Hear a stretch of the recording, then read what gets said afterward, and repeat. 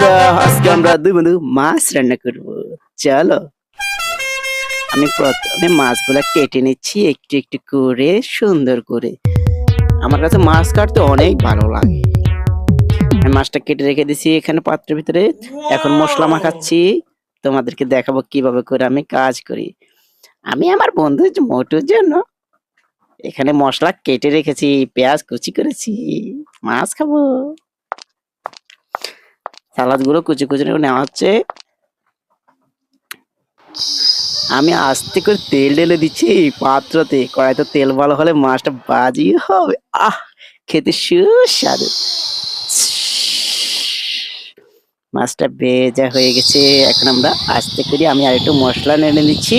Gravy তৈরি করব মাছের উপরে দেওয়ার জন্য।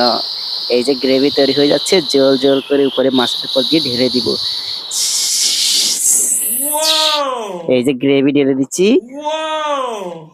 ওয়াও, কি সুন্দর তাই না বন্ধুরা? দেখো এখন আমি একটা নিব। এই দেখো বন্ধুরা, মোটু মাছ রান্না করেছে।